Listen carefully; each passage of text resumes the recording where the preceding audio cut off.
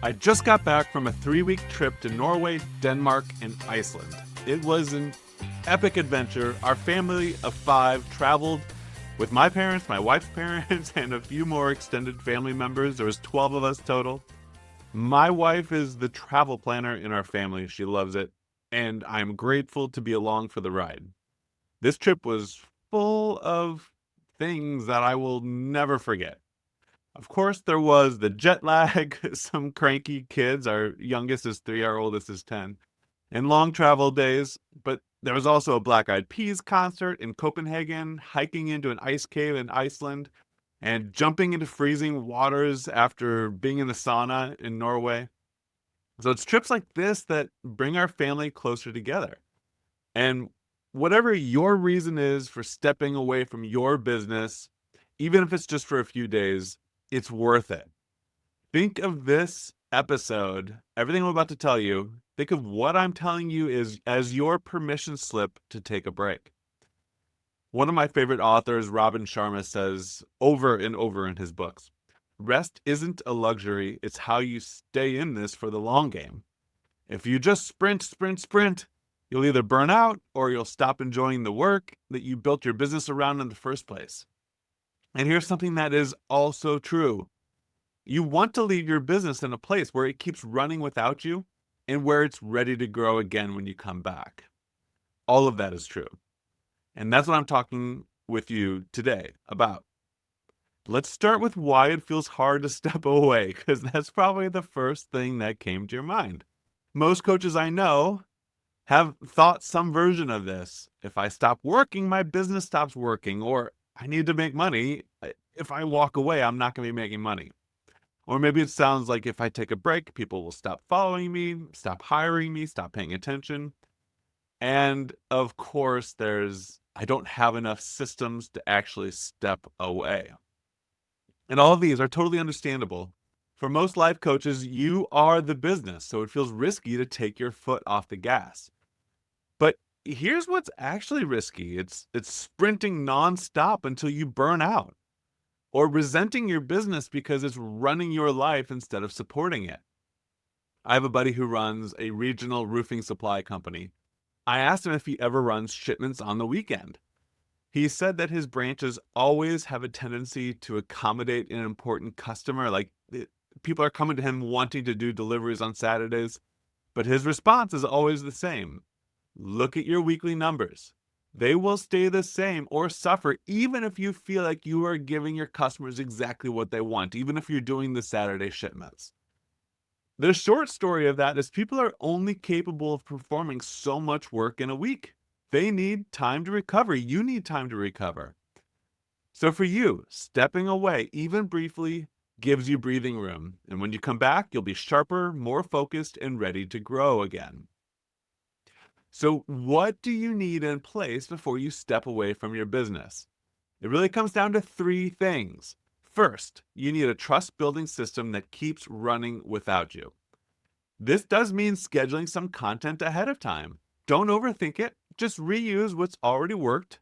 And yes, this means that you can do some repeats. Take the best performing content you've already created. If it's a podcast, you could record a new intro with some additional perspective. Have your email nurture sequence still running in the background. That is the beauty of automation. If you follow anything that I say, you've already set up an email nurture sequence or you're planning on it, and that is what works for you while you're gone also. And make sure, like what I did a double check on my lead magnet. Make sure that your lead magnet is still bringing in new leads automatically. You might not be out there getting in front of other people's audiences while you're gone, but you can still have an ad running or scheduled social posts. There are ways you can work ahead of time to continue to have new people seeing your lead magnet. Number 2 is you need an offer funnel that keeps selling. Even if you pause consult calls for a couple weeks, your offers can still be visible. This could be a waitlist page, an evergreen webinar, or your lead magnet that naturally points to your paid offer. It is okay. New clients can schedule a few weeks out when you get back. There's nothing wrong with having a bit of a wait list. And third, Prep your client communication. Certainly be sure to let your current clients know what to expect. Maybe you pause sessions or give them some prep work to do while you're away. And most importantly, set clear boundaries on when you're off and when you'll be back. When you have these three pieces in place, your business keeps showing up, building trust, and welcoming new people, even while you're on a break.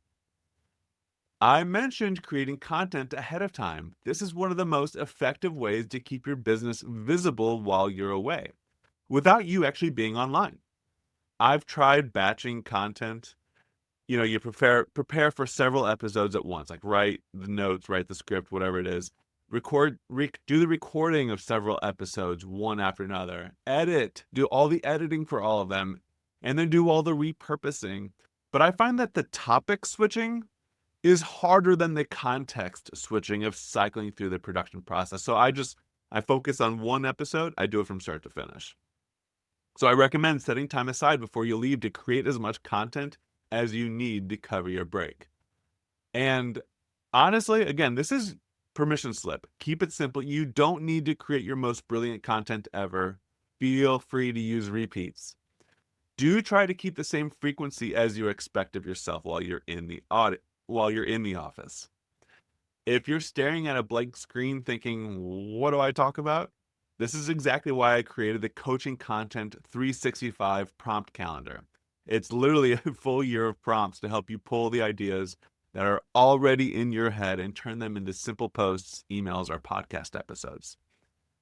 Once your content is created, schedule everything ahead of time. Emails get scheduled in your email platform, posts through Meta Business Suite or your favorite scheduler, podcasts uploaded and ready to release on your normal publishing day.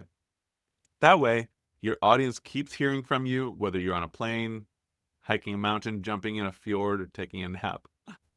This is how you build trust consistently. These are simple things that run in the background and keep your business moving without you checking in.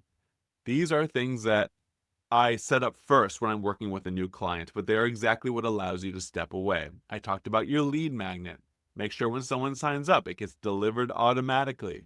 Your email sequences, if someone joins your list, have a welcome sequence or a nurture sequence that keeps building the relationship while you're offline.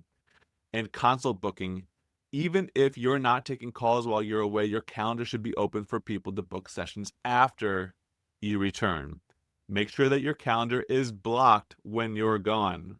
That's probably the most important part to letting you relax while you're gone.